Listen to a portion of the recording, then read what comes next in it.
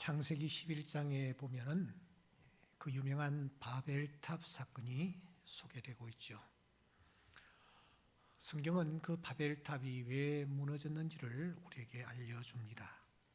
첫째는 탑 꼭대기가 하늘에 닿도록 하자라고 생각했기 때문입니다.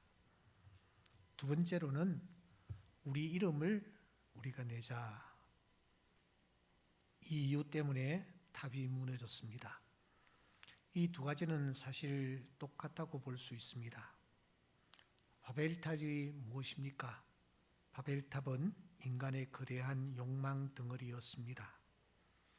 그런데 현재 바벨탑이 무엇일까요? 혹시 우리가 신뢰하며 몸담고 있는 기독교는 아닐까요? 기독교는 뜨거운 욕망이 휘몰아치는 현대 사회 속에 던져져 있습니다. 현대 사회, 그곳에서는 진리가 하나가 아니다라는 주장만이 유일한 진리로 간주되고 있습니다. 그래서 기독교가 아무리 자신의 언어로 진리를 외친다 할지라도 아무도 관심을 두지 않습니다. 오히려 사람들은 우리가 신뢰하는 기독교가 폐쇄적인 언어를 가진 엄음한 집단이라고 믿고 있습니다. 친절한 금자씨가 이것을 고발하고 있죠. 금자씨가 교도소에서 나오는 날 그녀를 전도했던 여전도사는 교우들과 함께 출소하는 금자씨를 맞이하죠. 측은한 표정을 지으면서 전도사는 두부를 건네줍니다. 그러면서 다시는 죄를 짓지 말라고 당부합니다. 그때 금자씨가 어떻게 합니까? 두부 접시를 손가락으로 툭 쳐서 떨어뜨려 버립니다. 그리고서는 선글라스를 쓰면서 그 유명한 말, 너나 잘하세요라는 유대어 유행어를 남깁니다. 그리고 친절한 금자씨는 옛 생활로 돌아갑니다. 우미로 감독의 파괴된 사나이는 어떠합니까? 그는 신에 대한 흔들리지 않는 믿음을 가지고 살아옵니다. 목사 주영수 말입니다. 그런데 그가 5살 된 딸을 잃어버리죠. 그런데 유괴된 딸은 아무리 찾아도 결국 돌아오지 않습니다. 어느 주일날이죠.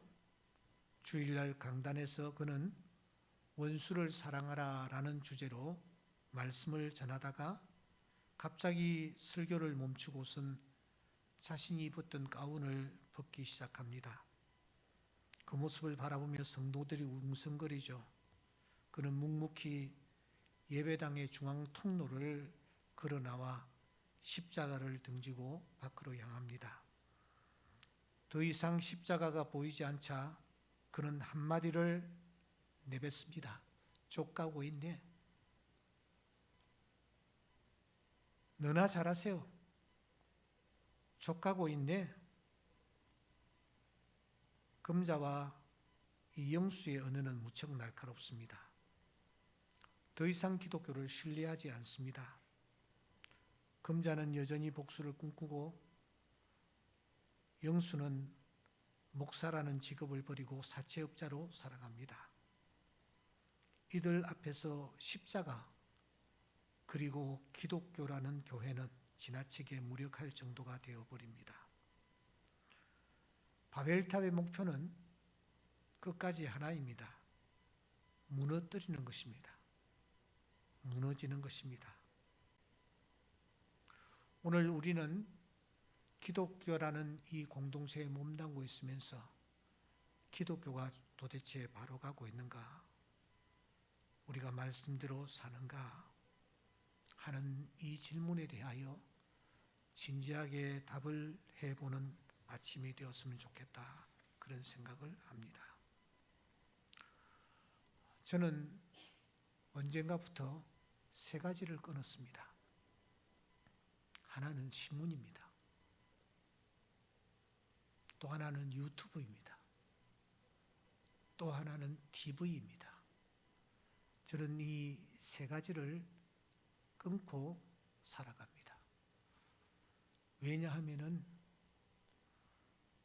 그 세 가지 속에 인간의 허구와 과대망상과 높아지려는 것, 자기를 자랑하려는 요소들이 너무 물씬 풍기고 있다라고 생각하기 때문입니다. 그렇다고 해서 그 세 가지와 절연할 수는 없더라고요. 왜냐하면 눈에 보이는 것이 광고판들이요, 밟히는 것들이 모든 이 자기를 드러내는 그런 내용들이기 때문입니다. 하지만 저는 힘써서 이 세 가지를 끊고 한번 살아보려고 생각을 합니다. 그러면서 성경으로 돌아가 예수님이 과연 어떻게 사셨는가 하는 것을 묵상하게 되었습니다. 마가복음이라는 이 책은 복음서들 가운데서 제일 먼저 기록되어 있습니다. 마태복음보다도 누가복음보다도 요한복음보다도 말입니다. 그래서 저는 마가복음을 참 사랑합니다. 원색복음이기 때문입니다. 마가복음을 열면 이 마가복음 앞부분에서 예수님이 사역을 시작하실 때에 어떤 자세로 사역을 시작하셨는지를 우리에게 잘 알려주고 있습니다. 핵심은 이것입니다. 방금 우리 바리톤 선생님께서 정말 좋은 찬양을 하셨는데, 예수님은 참 빛으로 이 세상에 오셨습니다. 하지만 예수님은 자신을 드러내려고 하지 않는 것을 우리가 발견합니다. 특별히 마가복음은 이 부분을 견지하고 있습니다. 마가복음 6장 32절에 보시면 배를 타고 한적한 곳으로 가셨다. 6장 35절에 보시면 빈들이다, 빈들에 당신이 머무십니다. 6장 47절에 보시면 예수께서는 홀로 무태 계셨다. 7장 24절에 보시면 아무도 모르게 하시려 했다. 7장 33절에 보시면 그 사람을 따로 데리고 무리를 떠나사 한적한 곳으로 가셨다. 마가복음 7장 36절에 보시면 아무에게도 이르지 말라 하셨다. 예수님은 자기를 드러내려고 하지 않으시는 것을 발견합니다. 세상에 참 빛으로 오셨는데 빛으로 오신 그분이 자기를 드러내지 아니하시려고 하는 것입니다. 우리는 여기에서 중요한 메시지를 우리가 발견해야만 합니다. 하나님을 믿는 하나님의 자녀들은 자기를 드러내는 자가 아니고 자기를 과시하는 자가 결코 아니라는 것입니다. 그런데 그렇게 예수님이 자기를 드러내시려 하지 아니하셨음에도 불구하고 예수님 참빛이신 그분은 세상의 어둠을 밝히는 빛으로 우뚝 서 있는 것입니다. 자기를 드러내지 아니하시려는 예수님, 그 예수님이 지역을 초월하여 시대를 초월하여 오늘 우리의 구원자로 우리 앞에 서 계시는 것입니다. 여기에서 저는 바벨탑 사건이 주는 교훈의 핵심을 찾을 수 있습니다. 우리 예수를 믿는 하나님의 자녀들이 삶의 현장에서 자신을 드러내지 않고 자기를 감추면 감출수록 하나님께서 기억하시고 하나님께서 그 삶을 인정하시며 책임져 주시며 나중에 보상해 주신다라는 것입니다. 예수님은 광고 홍수 시대를 살아가는 우리들에게 말씀을 주십니다. 너희들 오른손이 하는 것을 왼손이 모르게 해라. 기도를 드릴 때는 골방에 들어가서 기도하라. 금식할 때는 금식하는 자처럼 하지 말고 오히려 자기를 숨기라. 오늘 우리 연세의료원에 우리 크리스찬들이 이렇게 많이 모여서 하나님을 예배하는데, 이 광고 홍수 시대에 자기를 드러내지 아니하시려 했던 예수님의 모습을 본받아서 우리가 주님의 교회를 섬기며 복음을 위하여 살아갈 때에 이런 자세로 살아가야 되지 않겠나, 그렇게 생각합니다. 저는 충정교회를 섬기면서 36년째 이 교회를 섬기고 있습니다.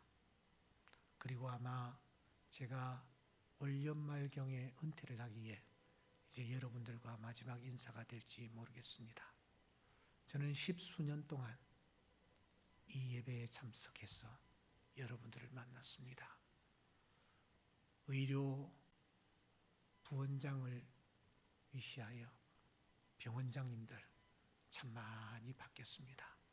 오늘 제가 여기서 보니까 거의 다 생소한 얼굴들입니다. 여러분들 잠시 후면은 우리도 우리 자리를 물려주고 떠날 것입니다.